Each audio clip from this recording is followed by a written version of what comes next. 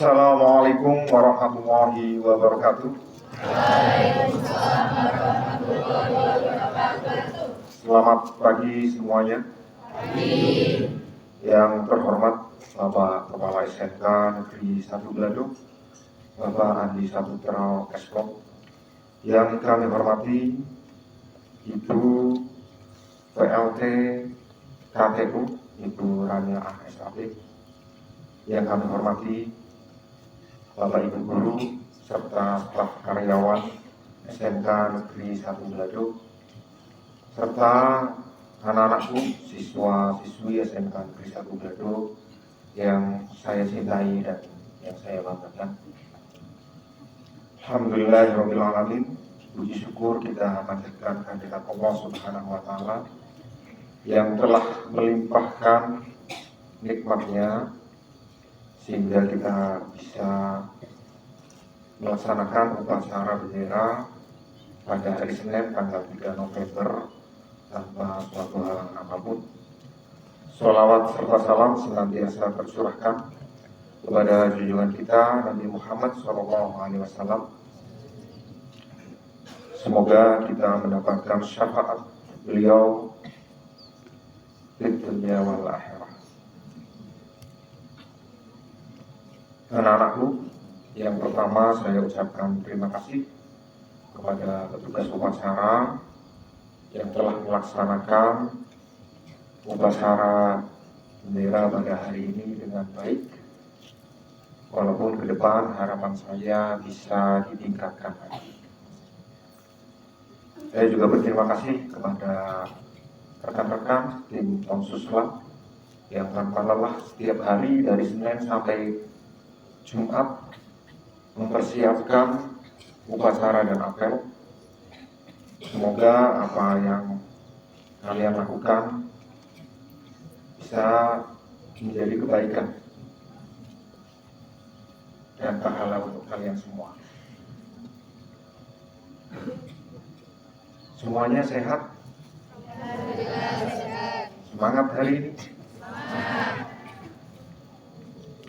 Pernah tidak kalian merasakan dalam satu hari kalian merasa sangat tidak bersemangat?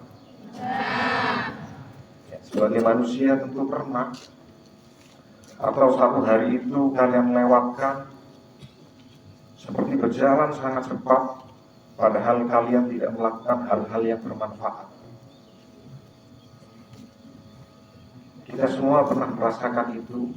Atau bahkan dalam satu hari kita tidak punya semangat, sulit untuk berkonsentrasi, belajar baru 5 menit sudah pengen pegang HP lagi.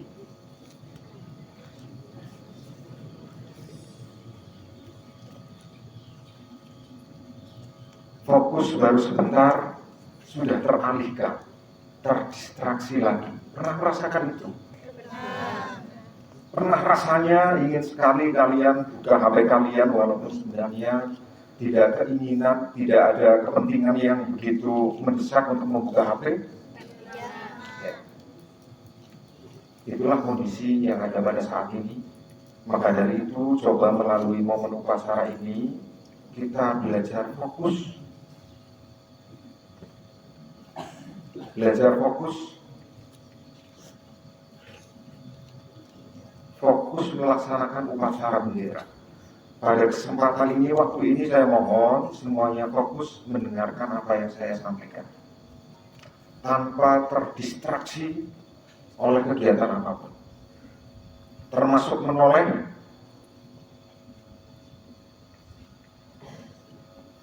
berbicara dengan temannya. Jadi mohon pandangan kalian fokuskan ke saya dan telinga kalian dibuka lebar-lebar. Kondisi semacam itu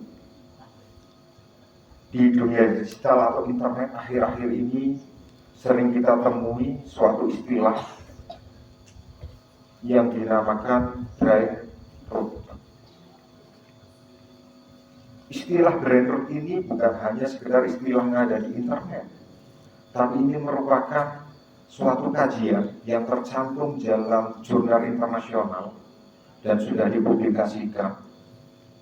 Brain rot adalah kondisi di mana fungsi otak menurun, atau bahasa sederhananya adalah pembusukan otak. Penurunan fungsi kognitif dan penurunan fungsi mental, fungsi otak yang bekerja untuk mengatur mental kita, yaitu di bagian dopamin, itu menurun, disebabkan oleh hal yang sangat sepele dan sering kita lakukan, yaitu screen time yang terlalu panjang dalam satu hari. Screen time tahu ya? Screen time tahu, pegang HP, scrolling, konten-konten yang kurang bermanfaat atau kurang berbobot, atau konten-konten short atau pendek, yang ketika kalian membuka itu, kalian tidak butuh effort lebih, hanya menaik turunkan ibu jari kalian, ya kan? Ya. Sering dilakukan? Sering sekali ya. Karena terlalu sering melakukan hal demikian, akhirnya ada suatu penelitian yang memunculkan istilah brain rot tersebut, penurunan fungsi kognitif otak yang mengakibatkan kita sulit untuk berkonsentrasi, sulit untuk berpikir mendalam, menurunkan daya juang, menurunkan kondisi mental, mudah emosi, kecemasan, dan stres. Kondisi seperti ini jika dipertahankan terus-menerus, akhirnya akan menurunkan produktivitas kita sebagai manusia. Sebagai pelajar berarti menurunnya produktivitas kalian sebagai pelajar, menurunnya prestasi, menurunnya kemampuan otak kalian, menurunnya memori kalian, cepat lupa, malas berpikir, karena dibiasakan dengan hal-hal yang kurang berbobot dan instan.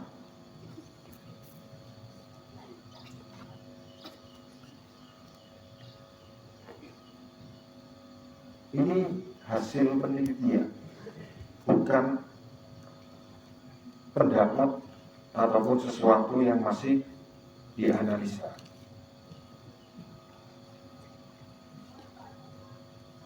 Jadi kenapa bisa terjadi seperti itu, Pak? Ketika kalian pengen tahu, karena generasi kalian katanya generasi yang pengen tahu banyak, kalau kalian pengen tahu, kita harus menyelami itu semua. Kenapa brain rot bisa terjadi, atau scrolling, konten-konten pendek bisa berpengaruh pada otak kita. Itu kita harus paham yang namanya mekanisme kerja otak manusia, mulai dari mekanisme reward, coping, atau dua sistem kerja otak, instan dan cepat, lambat dan mendalam, dan yang terakhir mekanisme sosial. Itu nanti akan saya berikan di kelas yang kebetulan saya ajari. Nanti saya akan berdiskusi banyak dengan kalian tentang itu. Tapi intinya, kondisi seperti ini harus segera dirubah. Dan bisakah itu semua dirubah? Bisa nggak? Bisa. Alhamdulillah, Allah Subhanahu wa Ta'ala memberikan kita anugerah yang luar biasa. Karena otak kita ini diberi kekuatan dan kemampuan yang namanya neuroplastik. Apa?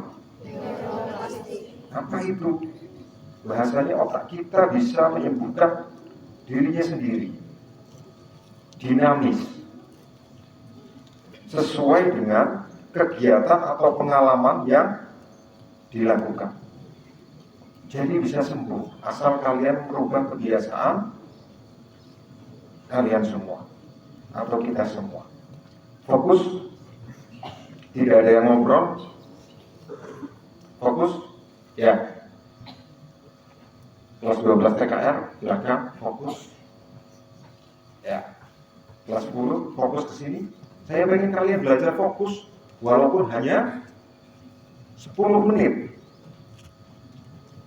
Fokus ke sini.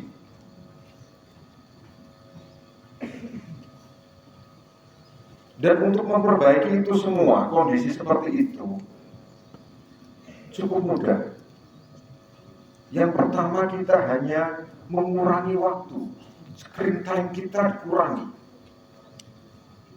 Kalau yang biasanya 3-6 jam dalam satu hari, dikurangi.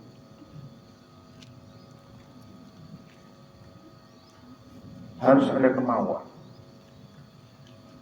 Yang kedua, cara selanjutnya kita belajar deep worker supaya melatih otak kita untuk fokus. Deep worker tahu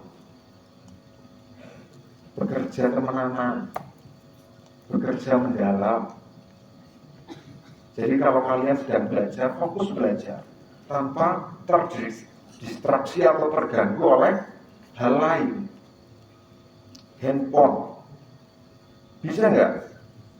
Harus bisa atau dipaksa. Karena jika kondisi ini terus berlanjut, berbahaya sekali.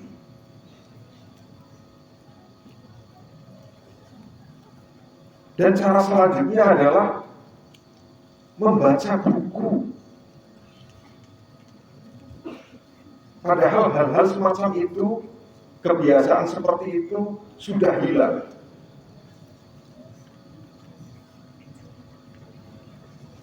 Siapa yang selama sekolah di SMK Negeri 1 Belado belum pernah masuk perpustakaan? Angkat tangan.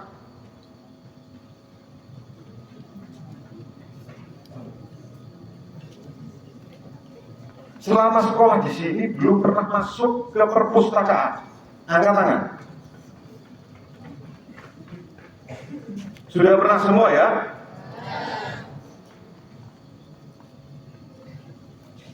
Siapa yang belum pernah membaca buku di perpustakaan selama sekolah di sini? Angkat tangan. Pernah semua? Berapa lama?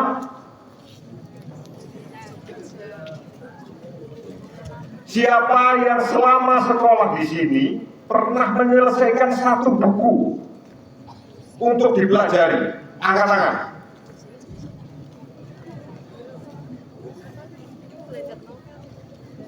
Belum pernah semua berarti? Angkat tangan semua berarti? Yang belum pernah menyelesaikan satu buku selama belajar di SMK, angkat tangan. Wah, rame, ayo rame, semuanya angkat tangan. Ya.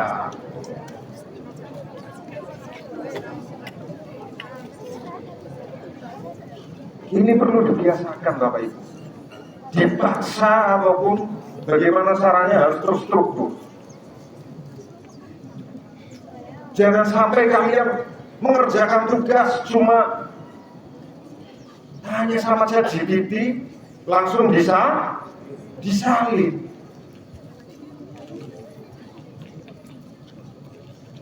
Terus kapan otak kalian belajar?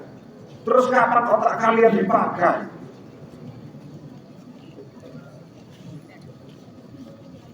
Sistem kerja otak itu hampir sama seperti sistem kerja otot. Ketika tidak pernah digunakan menjadi lemah. Berat untuk digunakan. Coba kalian nggak pernah olahraga. Baru olahraga 5 menit sudah capek. Tapi bandingkan dengan yang atlet voli. 1 jam main voli nggak kosong. Begitupun otak kita seperti itu. Kalau nggak pernah kita gunakan, fungsinya jadi menurun. Ayo, kembali lagi saya ingatkan, fokus lagi. Fokus lagi.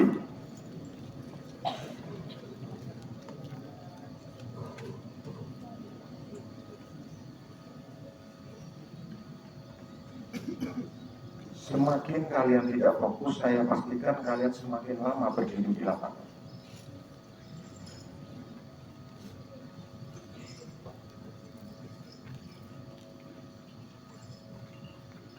Dan cara untuk mengembalikan fungsi otak kita yang paling mudah dan sering disepelekan orang adalah berolahraga.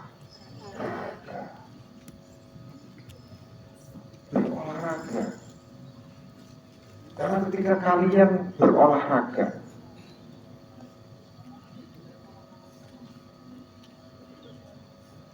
ada sebuah senyawa protein yang dihasilkan ketika kalian melakukan olahraga, dan itu seperti pupuk untuk otak kalian, untuk saraf-saraf otak kalian, namanya BDNF, itu istilah bahasa Inggris. Itu ketika kalian berolahraga, tubuh akan menghasilkan senyawa itu seperti tanaman yang dipupuk. Selain itu, ketika kalian berolahraga, tubuh menghasilkan lebih banyak hormon melatonin atau hormon tidur, yang akhirnya malamnya kalian merasa ngantuk dan pengen tidur cepat. Akhirnya tidurnya berkualitas. Tidur berkualitas itu pun menghasilkan senyawa protein BDNF itu. Jadi double tuh kalau kalian olahraga. Paginya ketika kalian tidurnya berkualitas, moodnya stabil kan? Perasaannya senang kan? Berangkat sekolah happy nggak? Happy, apalagi kalau uang sakunya banyak. Moodnya jadi happy, berangkat sekolah happy. Akhirnya apa? Di sekolah lebih produktif. Itu berolahraga. Yang terakhir adalah bermeditasi kalau di dalam penelitian. Tapi bermeditasi dalam kepercayaan kita adalah beribadah maksudnya, atau sholat, baca Quran. Sesimpel itu, ya.